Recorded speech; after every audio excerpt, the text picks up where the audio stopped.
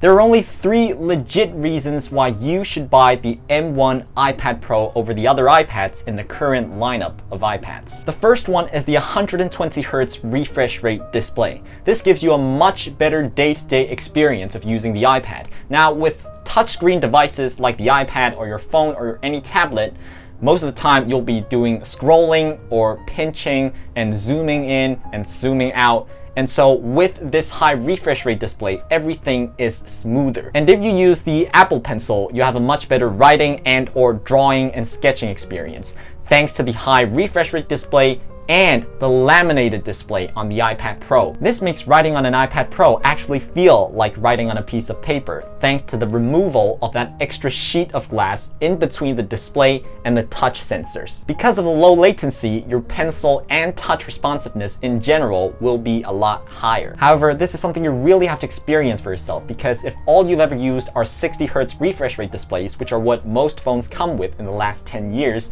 and you don't feel like they're slow or they're sluggish, then it's really hard to convince you that a high refresh rate display is much better than a comparatively lower refresh rate display. The first time I ever tried one of these high refresh rate displays is when I stepped into the Apple Store and tried out the iPad Pro model at the time, which had the A12X chip at the time. And using it side by side with an iPad that only has a normal 60Hz refresh rate screen, it felt a lot smoother. And this might sound like a hyped up feature, and it kind of is, because it's actually all about habits. If you're happy with the display you're currently using, then it's fine. You could go ahead and continue using that. But all I'm telling you is that once you've tried once only using the iPad Pro's high refresh rate screen, then it's kind of hard to switch back again to 60Hz. Even though that's possible, I'm just saying it's nice to use a display that has such a high refresh rate. The second reason is processing power, and obviously this iPad Pro has the M1 chip, which is the same chip that's also in some of Apple's laptops and desktops nowadays. But whether you're able to fully utilize that chip's processing power really depends on how you use your iPad. For example, with my old iPad, which is the 2018 9.7-inch base model iPad, I basically use it to do gaming, video watching, and note-taking, and also probably scrolling through the internet. The most intensive game I've played on it is PES 2020, or PES 2021 these days.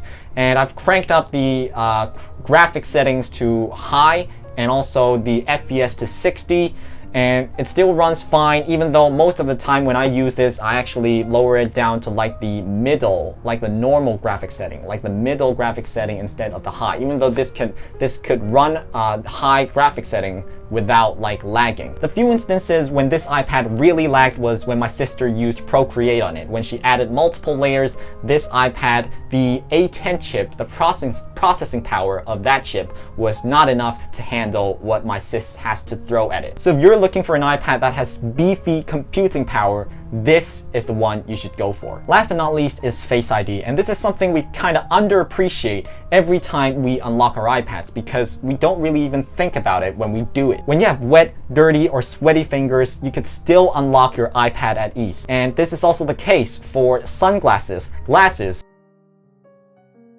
or even swimming goggles. Though I don't know if this is the case for every pair of sunglasses or swimming goggles. I've only tested out my pair of shades and my training Speedo goggles and racing arena goggles. It works when your room is pitch black and you still want to watch videos because you want to go blind a few years earlier.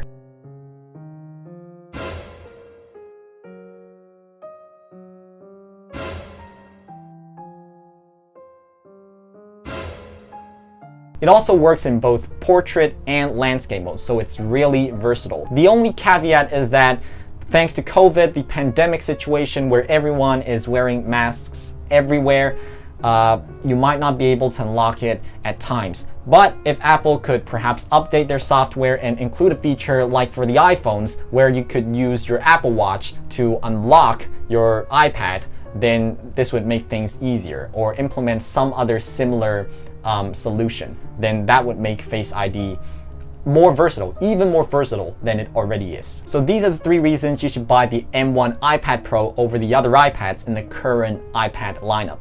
Hopefully you enjoyed this one. If you did, like, subscribe, and I will see you in the next one. Alright guys, peace.